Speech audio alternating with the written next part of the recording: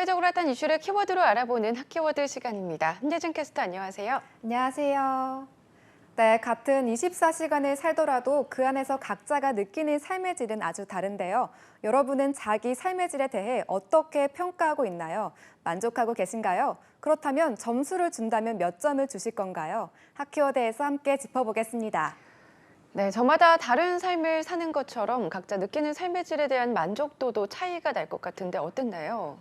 네, 한 연구기관 조사에 따르면 본인의 삶의 질에 대해 대체로 부정적인 평가를 하고 있었는데요. 긍정적으로 평가한 국민은 17.7%로 부정적 평가한 국민은 34.4%로 부정평가가 긍정평가의 약 2배를 차지했습니다.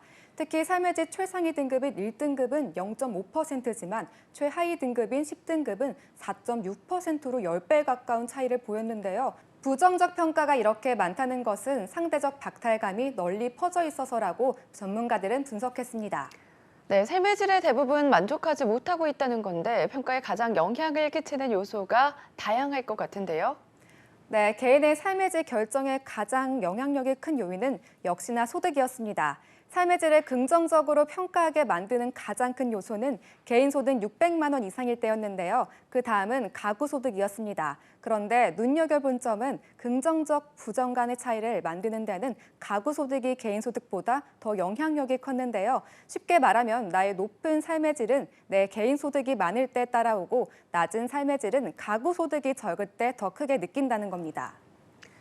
네, 삶의 질 만족감에 영향을 끼치는 또 다른 요소는 어떤 게 있었습니까?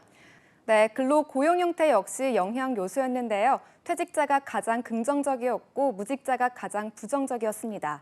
퇴직자의 경우 퇴직연금 등 안정적인 수입이 있고 추가 근로에 부담이 없다는 점에서 삶의 질에 대한 만족도가 높았습니다. 거주 주택의 유형과 소유 역시 삶의 질을 결정하는 주 요인 중 하나였는데요. 특히 집이 자가일 때 비해 반전세 혹은 월세일 때 부정적인 평가가 높았습니다. 주거가 불안정하기 때문에 그만큼 여유를 찾기 힘든 거죠.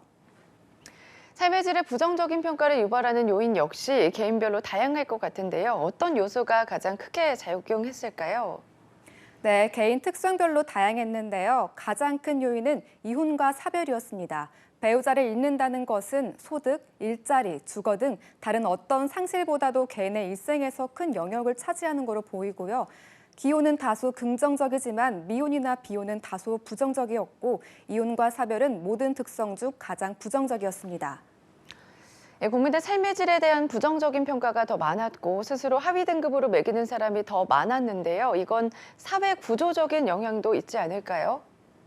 네, 특히나 질이 충족될 땐 조금 오르고 결핍 땐 크게 낮아졌는데요. 전문가들은 일자리, 주거와 같은 문제는 공공부문의 역할이 그만큼 더 중요하다고 지적합니다. 높은 삶의 질에는 개인의 노력이 큰 몫을 차지하지만 낮은 데는 사회 구조와 정책적인 면이 크게 작용하기 때문인데요. 우리 사회가 상대적 박탈감을 줄이기보다는 키우는 데 일조하지 않았나 돌아볼 필요가 있다는 겁니다.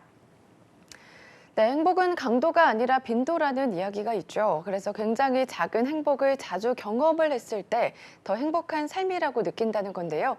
이런 경험이 쌓여서 삶의 만족도에도 영향을 주지 않을까요? 지금까지 키워드 함예진 캐스터였습니다. 고맙습니다.